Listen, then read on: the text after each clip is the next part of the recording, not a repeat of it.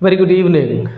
बहुत ही शानदार एनालिसिस के साथ आया हूँ मैं। IBPS क्लर्क मेंस का जो एग्जामिनेशन तो डिफरेंट डेज पे हुआ था, 29 नवंबर और 2 दिसंबर का। थोड़ा सा टाइम लिया इस बार मैंने as compare to SBI clerk mains, लेकिन जो डेटा जो कंटेंट मैं आज आपको देने वाला हूँ, अगर आप इसके थ्रेशोल्ड लिमिट के बीच में कहीं भी आ पाते हैं तो आप यकीन मानिए कि आपका सिलेक्शन 100% श्योर होने वाला है। क्योंकि इस कंटेंट को बनाने में मैंने ऑलमोस्ट 12 to 16 डिफरेंट वेबसाइट और इस पर्टिकुलर सेगमेंट में बैंकिंग और SSC पढ़ाने वाले जो डिफरेंट यूट्यूब चैनल्स है उनके रिपोर्ट्स को मैंने देखा, उनका एनालिसिस देखा, प्रीवियस 5 ईयर्स के जो कट ऑफ है डिफरेंट स्टेट्स में उसको देखा मैंने, एंड देन फाइनली ये एक जो आउटपुट मैंने निकाला है ये लिया है। फ्लक्चुएशन पॉसिबल है क्योंकि जो बातें मैंने अपने स्टूडेंट से जो IBPS क्लर्क मेंस का भी उन्होंने दिया है, टोटल 9-10 स्टूडेंट, 10 के आसपास बच्चे थे जिनसे मेरी बात हुई। कुछ का पेपर्स के रिगार्डिंग थोड़ा डिफरेंट था कि सर मैथ्स थोड़ा मुश्किल था, GA के बारे में कई सारे बच्चों ने बोला कि sir general awareness as compare to 29 थोड़ा मुश्किल था इस वाले सेगमेंट में। कुछ का रीजनिंग के लिए था कि सर बहुत ईजी था। तो ओवरऑल एक क्यूमुलेटिव डेटा मैंने निकाला है और उसको क्यूमुलेटिव डेटा के बेस पे अपने एक्सपीरियंस को थोड़ा सा ऐड करते हुए मैंने कोशिश करी है कि ये कंटेंट आप तक पहुंचाऊं, ताकि आप अपना एनालिसिस कर पाए कि आपने कितना अटेम्प्ट किया है, सब्जेक्ट वाइज कितना अटेम्प्ट हुआ है, ओवरऑल कितने कट ऑफ लास्ट ईयर गए थे और इस बार का कितने जाने वाला है, और जो भी जाने वाला है क्या आप उसके आसपास हैं या नहीं। इसके पहले, इस पे आने से पहले मैं एक छोटी सी इन्फॉर्मेशन और आपको देना चाहता हूँ।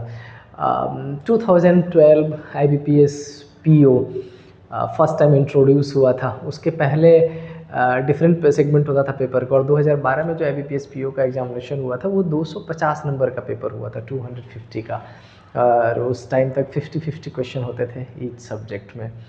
और मेरा जो रिटन में स्कोर आया था मेंस में वो आया था 138, और उस पर इंटरव्यू का कॉल हुआ था। मैं इंटरव्यू में गया, अनफॉर्चुनेटली मेरा उस बार फाइनल सिलेक्शन नहीं हुआ था। मुझे बड़े अच्छे से याद है कि इंटरव्यू के एंड में जब सारे क्वेश्चंस हो गए, मुझसे एक क्वेश्चन पूछा गया था कि रिसेंट पास्ट में, रिसेंट 2 ईयर्स में जो RBI ने कुछ प्लान किए हैं बैंकिंग के रिगार्डिंग, उसके बारे में 5 प्लान आप बताएं। तो मैंने 4 उसमें से बताया था, एक 5वां प्लान मैं ऐसा बता दिया जो RBI ने नहीं, इंडियन गवर्नमेंट ने डिफरेंट सेगमेंट के लिए स्टार्ट किया था, कुछ ऐसा था। एंड ऑफ द डे उसने मेरे से ये पूछ लिया कि क्या ये आपका लास्ट अटेम्प्ट है या इसके अलावा भी आपके पास अटेम्प्ट है। और कहीं ना कहीं हिट किया जब वो रिजल्ट मेरा नहीं हुआ, और मैंने उसमें आंसर ये दे दिया था कि यस मेरे पास अभी और अटेम्प्ट बच रहे हैं। मैंने जब बाद में, मैं जिस सर से भी मैं गाइडलाइन लेता था, गाइडेंस लेता था, जब मैं उनके पास पहुंचा तो उन्होंने बड़े सलीके से मुझे ये समझाया कि बेटा तुम्हारा यही आंसर तुम्हारे इस रिजल्ट के ना होने का सबसे बड़ा रीज़न है।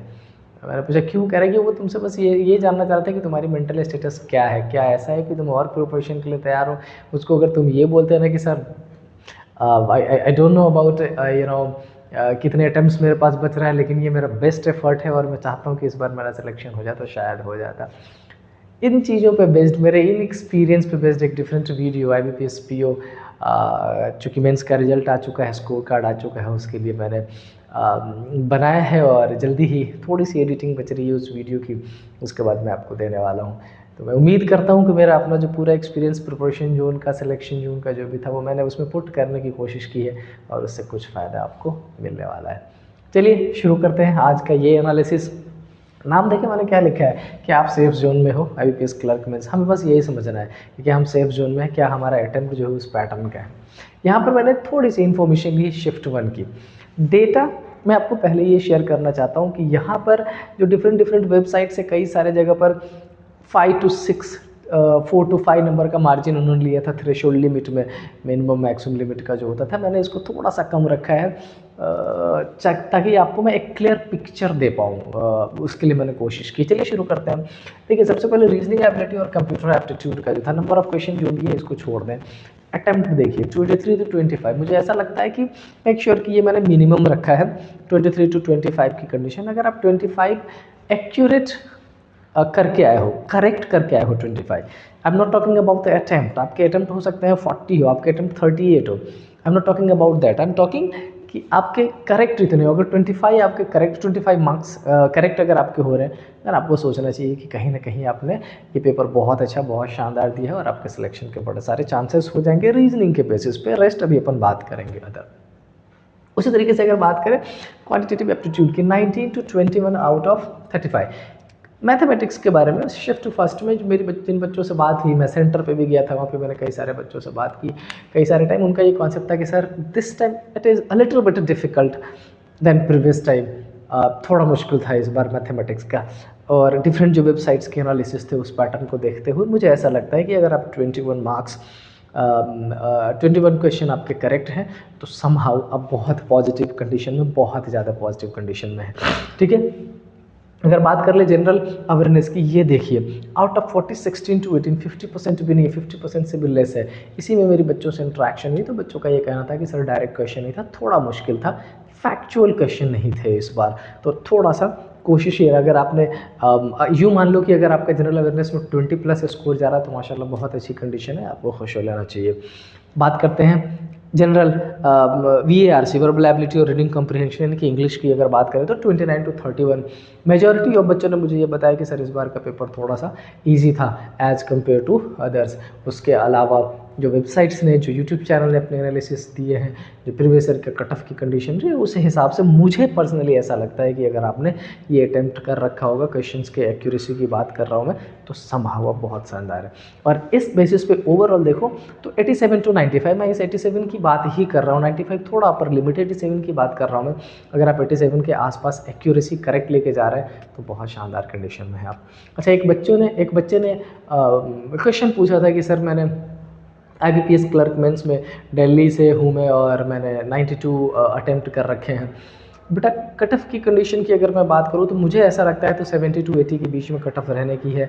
OBC की बात करें तो आपने 92 अटेम्प्ट किया है, इट्स ओके, अटेम्प्ट बहुत शानदार है। डिपेंड ये करता है कि उसमें गलतियाँ कितनी हैं, क्या उसमें गलत सही का रेशियो है। अगर आपकी एक्यूरेसी बहुत अच्छी है, 80+ जा रहे हैं, तो आपको खुश होने की ज़रूरत है। अगर एक्यूरेसी में दिक्कत होगी फिर कुछ भी कहना मुश्किल है। तो मैं 100% श्योरिटी से आंसर तब दे पाता जब आप ये लिखते हैं कि सर मुझे ये लगता है कि मैंने इतना, क्योंकि बच्चे को अपने आप में पता चल जाता है एक्सेप्ट जनरल अवेयरनेस का, क्योंकि बच्चा उसमें कई सारे टाइम बड़ा कन्फ्यूज सा रहता है, दिक्कत रहती है। उसका एक बार एनालिसिस करिए, आपको एग्जैक्ट डेटा मिलेगा। चलते हैं दूसरे शिफ्ट वाले पे। इसमें देखिए रीजनिंग की अगर बात करें तो 23 to 27, यहाँ पर 23 to 25, मैंने एक लिमिट थोड़ा सा अप कर दिया है इसमें, क्योंकि पेपर का पैटर्न ऑलमोस्ट सेम था।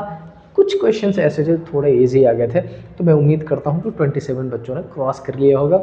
मेरी जिन बच्चों से इंटरेक्शन हुई सेकंड शिफ्ट वाले में सेंटर पे, उनमें से मैक्सिमम बच्चे 30, 31, 32 वाले थे, ऐसा कंडीशन है। अगर बात करें किसकी, क्वांटिटेटिव एप्टीट्यूड की, 14 to 18 इसलिए क्योंकि ये थोड़ा सा डिफिकल्ट था मैथमेटिक्स का एज कम्पेयर टू शिफ्ट 1। अगर आपका 18 स्कोर जा रहा है, यकीन मानो बहुत अच्छे कंडीशन में हो।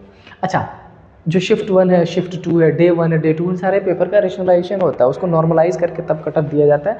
तो आप उम्मीद रखिए कि आपका अगर यहाँ 14 to 18 है और दूसरे वाले में 19 to 21 है तो लिमिट आपका मैनेज हो जाता है। बात करते हैं किसकी, जनरल अवेयरनेस की। 20 to 24 as compare to shift 1 थोड़ा सा ईजी था, बहुत ज़्यादा डिफरेंस नहीं था, क्वेश्चन के पैटर्न वही थे।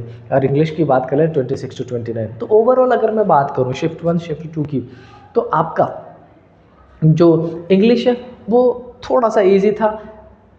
अगर आपने सही से रीड किया हो, सही से सॉल्व किया हो, तो 30 तक पहुंचना बहुत मुश्किल नहीं था। ये वाला कंडीशन है। ओवरऑल अगर देखें दोनों ही दिन का मिला के, तो जो कट ऑफ है यहाँ पर 83 to 98 है और यहाँ पर 87 to 95 है।